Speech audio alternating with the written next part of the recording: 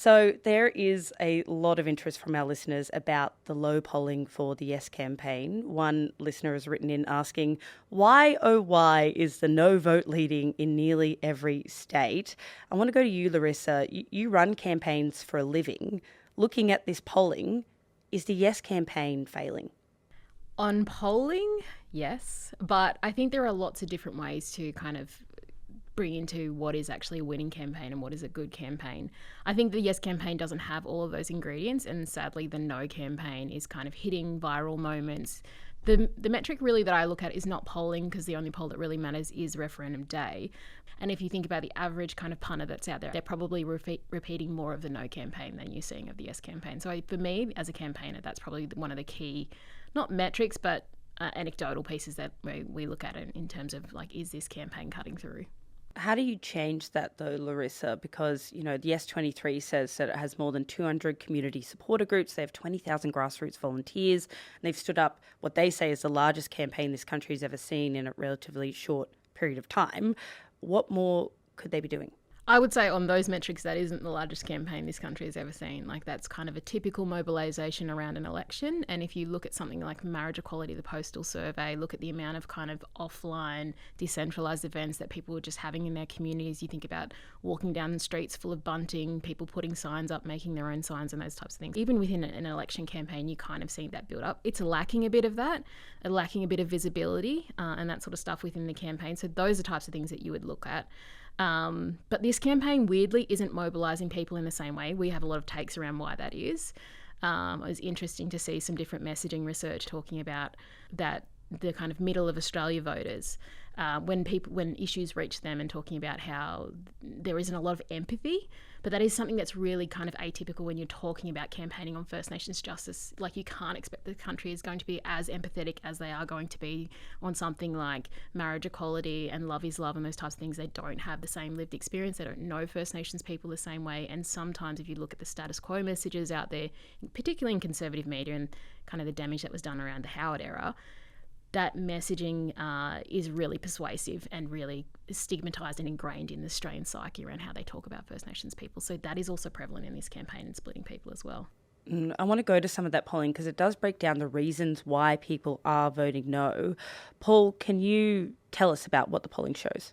So last year, the Yes side had a very handy lead, sort of 65-35, but there's been an overall trend downwards, and now the No is ahead. In our latest Guardian Essential poll, it was 47% do not support the Indigenous voice in the Constitution, 43% do support it, and then there's 10% who are unsure, and the Essential poll does not force them to pick one side or the other.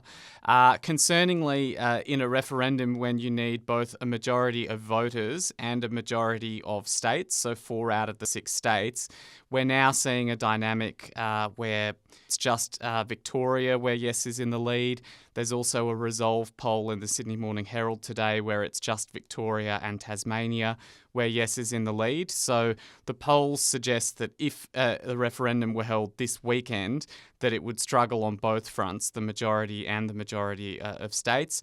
But, the Albanese government is saying it's not time to panic, that the internal polls are slightly better, and that, with a big campaign in the lead up to referendum day, they hope to focus people's minds on the actual question that's on the ballot and not a lot of extraneous issues that they say have been introduced into the debate by the No campaign. That polling also does go to the reasons why people are voting no, and 58% of voters said that, it won't make a real difference to the lives of ordinary Indigenous Australians. Celeste, 60% of people believe the voice won't change or improve Black lives. Do you agree? I think that is almost impossible to know. And the reason why it's impossible to know is because literally all we are being asked to vote for at this referendum is whether a voice gets installed in the Constitution. The structure of that voice, how it's going to work, who's going to make up the body of the voice, how much advice a government will take from the voice, that's legislation, and that's all to be determined. So we can't know at this point whether or not it will make a massive difference to people. I think that, there's community members that are hopeful that it will get down on the ground and make a real difference in the communities, but there's also some that are sceptical, and that's got there's a long political history as to why Aboriginal community members are sceptical of whether governments actually have our best interests at heart. You say that some are sceptical. You've written for The Guardian that you were undecided earlier this year. Are you still undecided as to whether you would vote yes or no? Yeah. I've come to some sort of pragmatic decisions, which I'm not going to go into on a personal front. But, I think that a lot of what fuels my personal undecided public position is the fact that we are being fed a lot of misinformation at this point from the No campaign, sometimes from the Yes campaign. I don't think there's a lot of community knowledge as to how this is all going to work. And I think that this is why things like misinformation from particularly the regressive No side, but from other sections of the community have been able to penetrate public consciousness and lead to these sorts of polling results. A lot of people are really unaware of what the Constitution is, how it works, and what we're actually being asked at this point.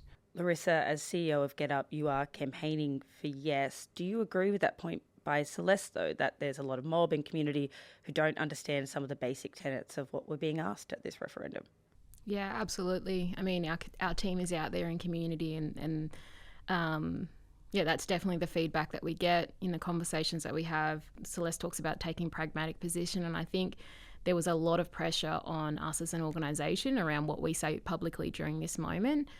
So in a lot of ways, I don't feel dissimilar to a lot of mob who feel like they have to find a position on this campaign. And we felt like if we didn't support the affirmative position, we're basically dooming this thing to a loss.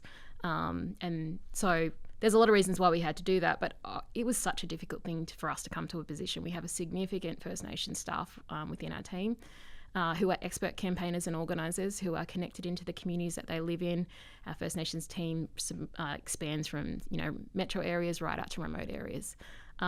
And so it was a big thing because there's a lot of trust in them and feeling like they didn't want to get into a space where they were creating division within their communities and bringing in a campaign where there is a lot of mistrust of government.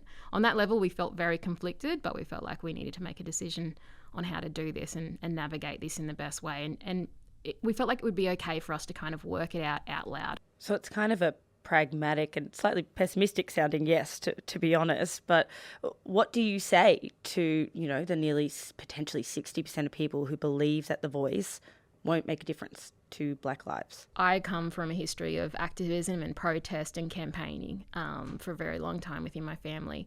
And I believe wholeheartedly that Black advocacy has power. It is one of the most powerful things that we've ever had. And so when I think about the voice, and I know this is extrapolating it out, I think about, you look right now in the media and who has the most platform in terms of First Nations people, and it is people that have platforms that have power, whether it's proximity to government or proximity to money. And so I do believe, even in the way that we've campaigned, that mob and grassroots community level, they do need some sort of platform. When you think about the issues that are important to communities, they would want strong speakers in that space. And I think that's what we need. Whether voice is the right model to do that, that's what's before us.